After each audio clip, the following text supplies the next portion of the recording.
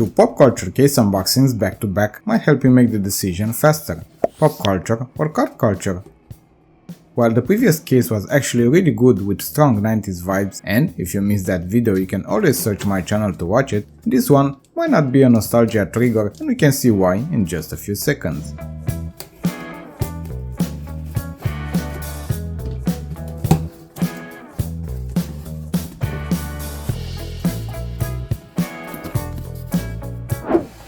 Aston Martin V8 featuring No Time to Die.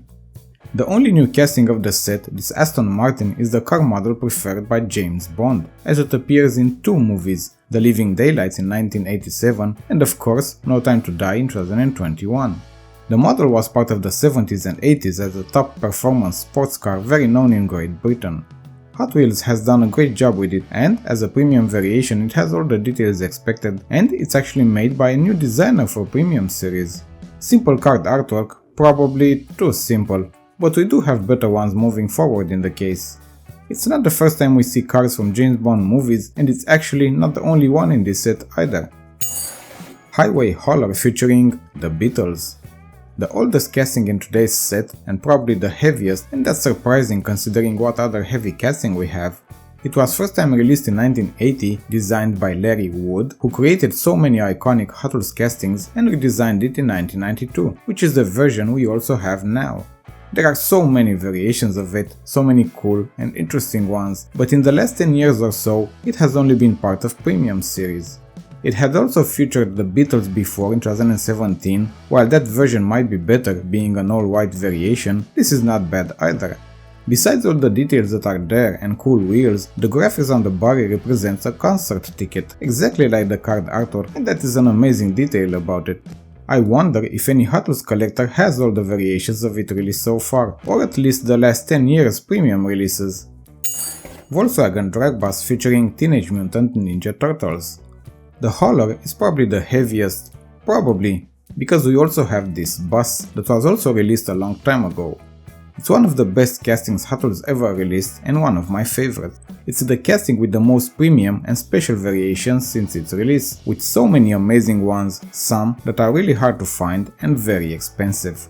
The model itself represents a modified drag racing version, one that definitely has its history among collectors.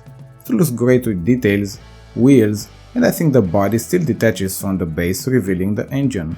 I own a few premium releases, but definitely not all the ones that I want, and my biggest grief is that I have missed the Candy Stripper RLC release a while back, that I am still searching for actually.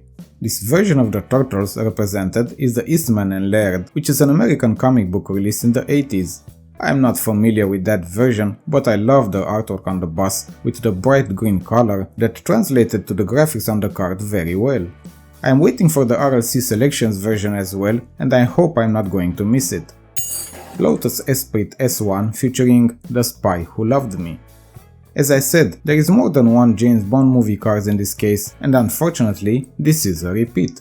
It has been released in the same variation a few times before in the Entertainment series.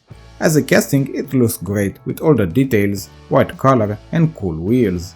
Because it's a repeat, probably collectors who own the previous versions are not going to pick this one again, unless they want to complete the pop culture set itself. The card artwork has the very known 007 intro, and probably most of you noticed that already. Plumber Van featuring Super Mario Bros. Movie. We started the case unboxing with a new casting and we end it with two repeats, and that's another reason I stated this mix might not be as good as the previous one. The movie is great, it was a lot of fun, and we have seen one of the most iconic video game characters to the big screen in a live action movie. It made millions in the box office and the sequel is prepared. The diecast casting is great, true to the source material, fun, and definitely nice to have in the collection. The problem, same as the Lotus, if you have the first version, there is no other reason to get this one unless you want to complete the set. I said it before, I understand repeats, but please don't make more than two. It is a way for collectors who missed the first to get it now, but other than that and the fact that you want to complete the set, it's pointless.